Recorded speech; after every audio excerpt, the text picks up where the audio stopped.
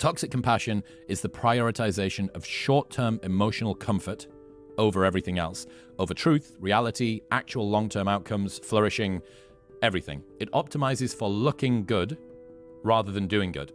And this is seen in much of popular culture as the desirable, fair, empathetic thing to do. And it's everywhere. People would rather claim that body fat has no bearing on health and mortality outcomes to avoid making overweight people feel upset, even if this causes them to literally die sooner or have a worse quality of life over the long run.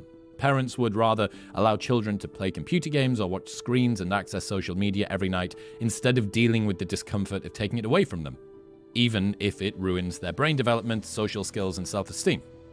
People would rather say that children growing up in single-parent households suffer no worse outcomes than those from two-parent homes, even if this misleads parents, children, and teachers about why kids behave the way that they do. Campaigners would sooner shout, "Defund the police," as a response to what they perceive as the unfair treatment of criminals, even if this results in more crimes being committed against people from minority backgrounds due to the abandonment of police officers from those very areas. And Elon Musk recently responded to some criticism about his political alignment and contribution to climate change and skepticism of it, I think. And then he identified how big of a shift Tesla had caused in the electric vehicle market and the downstream impact of that on the environment. He said he's done more for the climate than any other human in history. And this quote from him is, "What I care about is the reality of goodness, not the perception of it. And what I see all over the place is people who care about looking good while doing evil." And the important trade-off with all of those examples, including Elon's, is between appearing good and actually doing good. So telling people what they want to hear, giving them immediate gratification, and avoiding saying anything that could cause distress prioritizes the former of looking good over the latter of doing good. And the net effect is usually wildly negative. It's like a toddler who wants to eat ice cream every night. Sure, that might be what they want in the moment, but it's going to be wildly unhealthy over the long term. And I asked Jordan Peterson about this on our last episode, and he said that's exactly what the Oedipal situation is. It's the prioritization of short-term emotional comfort over long-term thriving. It's going to hurt now, but the long-term consequences are positive. If you give up your children to the world, you will keep them.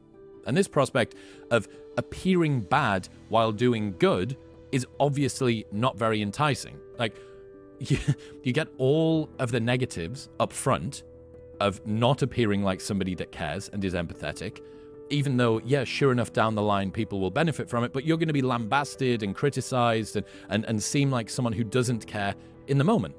And the opposite of this is performative empathy, saying whatever is required to look good, even if you don't actually care. And on the internet, the gap between words and actions has never been bigger. You can be the least virtuous, the meanest, most dishonest human on earth, but if you say the right things, if your thumbs literally hit the right buttons on a screen, you look like a saint. And no one ever stress tests the words coming out of your mouths. So it means that appearing good actually becomes more important than doing good. So the incentive of performative empathy kind of creates the basis for toxic compassion as a trend. You know, posting about mistreated groups is more incentivized than actually helping mistreated groups.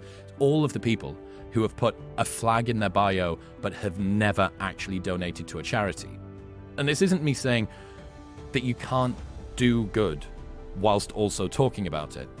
It's that many, maybe even most of the people who proselytize about how virtuous and caring they are and about how it's everyone else who is evil and uncaring and the enemy are allowing their morality to stand on the shoulders of limited scrutiny.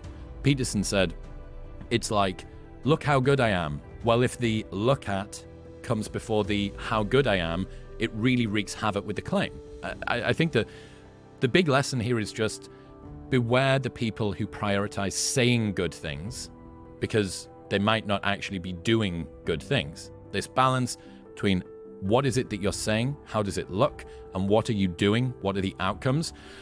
I see it everywhere. And this idea of toxic compassion, I think, is useful. It's a useful frame